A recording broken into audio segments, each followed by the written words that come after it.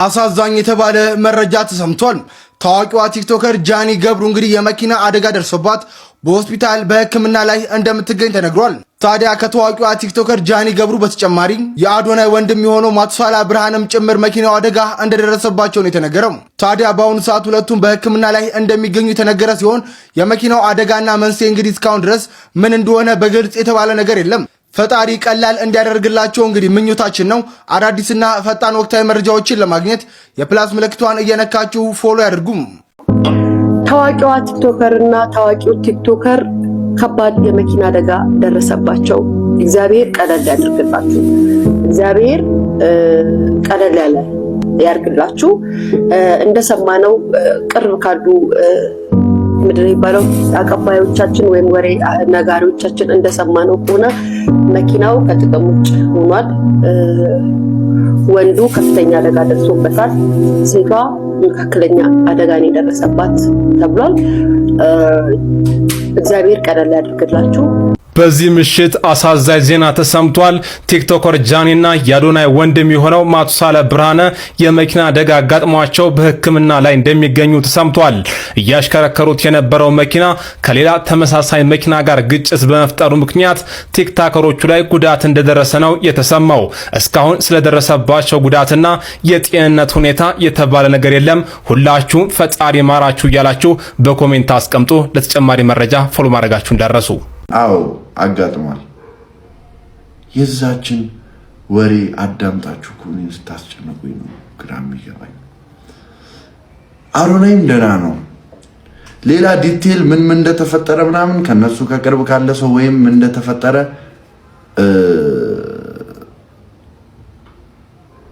ብሰሙ ጥሩ ነው።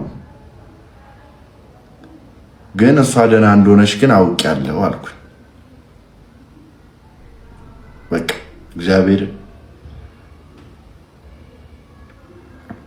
አንተም ለሆነ የገባው አካካም ድንጋይ ደነት ደደብ በዚህ ሰዓት እኔ ላይቭ የምገባው ቀን አንዴ ላይቭ የምገባው ሎሬ ትላለች እንዴ አካክ ሎሬ ቢሆን ታዲያ አልገባም በደንብ አላወራም ነበር እንዴ እዚህ ጋር።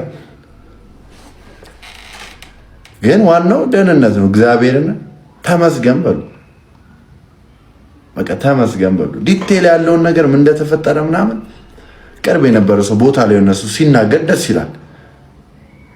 በዚህ የሆነ ነገር እንትን ብዬ አንዲ ተፈጥሮ እንዲህ ማለቱ ለኔ አግባብ ስላልሆነ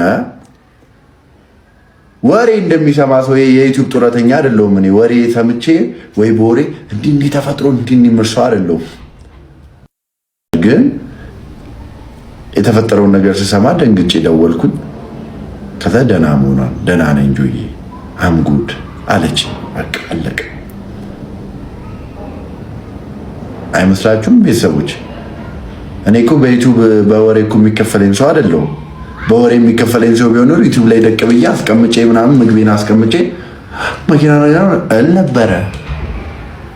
አዶናይም ደህና ነው እግዚአብሔርን ምንም አልሆነም። አዶናይ ደህና ነው እግዚአብሔር ይመስገን። በቃ እሺ ጋይስ ታንክ ዩ። ይህን ዘፈን በጣም ነው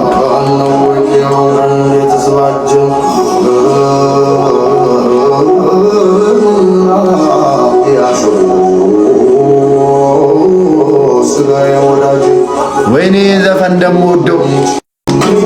ደህና ናት ጋይስ ደህና ነች። ዋናው የእሷ ደህንነት አይደል? ደህና ነች። በቃ በዚህ ልቋጨው አይሻልም? በቃ እውነት እግዚአብሔርን ደህና ነች።